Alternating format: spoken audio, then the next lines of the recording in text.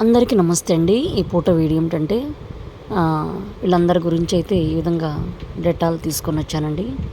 Already ఈ hand wash Dettol bottles అయితే తీసుకొని వచ్చానండి అంతకుముందు. అవన్నీ వాళ్ళకి ఎలా ప్రెస్ చేయాలో తెలియక అన్నీ తీసేసి పాడు చేశారండి.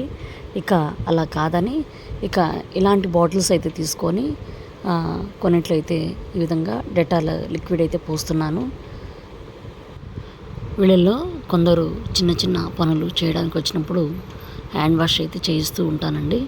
అలాంటి టైంలో ఇవి కొన్ని చోట్ల ఒక 3 బాటిల్స్ అయితే ఇలాగా లిక్విడ్ పోసేసి 3 ప్లేసెస్లో అయితే పెడతాను.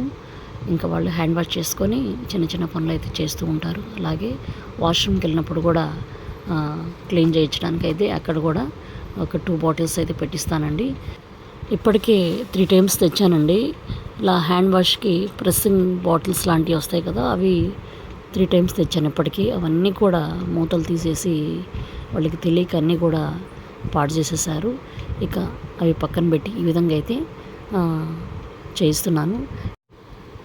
ఇలా చిన్న చిన్న స్ప్రైట్ బాటిల్స్, థమ్స్అప్ బాటిల్స్ అయితే తీసుకొని ఆ బాటిల్ మూతలకి చిన్న హోల్ పెట్టించి ఈ విధంగా అయితే హ్యాండ్ వాష్ లిక్విడ్ అయితే పోస్తున్నానండి.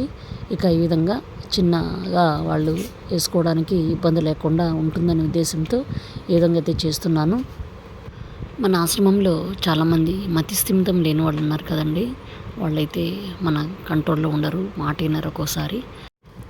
వీళ్ళల్లోనే ఒక ఇద్దరు ఒప్పుకున్న వాళ్ళకి దగ్గరగా ఉంచి నీట్గా అయితే చేయించమని చెప్తానండి. వాళ్ళు ఏ మాట వినరండి, ఎందుకంటే మైండ్ కంట్రోల్లో ఉండదు కాబట్టి. మనం దగ్గర ఉండి ప్రతీది కూడా చేయించాలండి. ఇక వీళ్ళల్లోనే ఒక ఇద్దరిని ఓపికగా ఉన్న వాళ్ళకి దగ్గరలో అయితే ఉంచుతాను. చాలామంది అయితే మన వీడియోస్లో నెంబర్ని బట్టి అయితే ఫోన్ చేస్తున్నారండి. మేడం కూడా జాయిన్ అవ్వాలి, మా పరిస్థితి సరిలేదండి అన్నట్టు అయితే చెప్తున్నారు. అలాంటి వారి కోసం అయితే నేను ఒక విషయం అయితే చెప్తున్నానండి. అనాథగా ఉండి చిన్న చిన్న పనులు చేసుకోగలిగితే ఖచ్చితంగా జాయిన్ చేసుకుంటానండి. బెడ్ రెస్ట్ వాళ్ళని మాత్రం తీసుకోవట్లేదండి. ఎందుకంటే మన దగ్గరే చాలామంది మతిస్థిమితం లేని వాళ్ళు ఉన్నారు. వాళ్ళతోనే చాలా ఇబ్బందులు ఉన్నాయి. ఇక బెడ్ రెస్ట్ వాళ్ళని తీసుకొని చాలా రిస్క్ అయితే ఉంటుంది వాళ్ళతోటి. అందుకే వాళ్ళని ఆశ్రమంలో జాయిన్ చేసుకోవట్లేదు. ఇక ఆ విషయాన్ని గుర్తించాలి. మన ఆశ్రమంలో జాయిన్ అయ్యారంటే ప్రతిదీ కూడా దగ్గరుండి అన్ని విషయాలు జాగ్రత్తగా చూసుకోగలగాలండి. మరి బెడ్ రెస్ట్ వాళ్ళని అయితే తీసుకొని వాళ్ళని చూసే పరిస్థితులు అయితే మేము లేము. ఎందుకంటే సపరేట్ రూమ్స్ ఉండాలి, సపరేట్ మనిషిని పెట్టాలి, ఇవన్నీ కూడా ఉంటాయండి. మనం జాయిన్ చేసుకున్నామంటే వాళ్ళని ప్రతిదీ చూసుకునేటట్టు ఉండాలి. ఇక ఈ విధంగా అయితే హ్యాండ్ వాష్ రెడీ చేశానండి. ఇక జానీ తాతయ్యకి అయితే ఇలా వేసుకోండి, నీట్గా హ్యాండ్ వాష్ చేసుకోండి అని అయితే చెప్తున్నాను. ఇక అందరికీ కూడా ఈ విధంగా హ్యాండ్ వాష్ చేసుకోమని అయితే చెప్పానండి.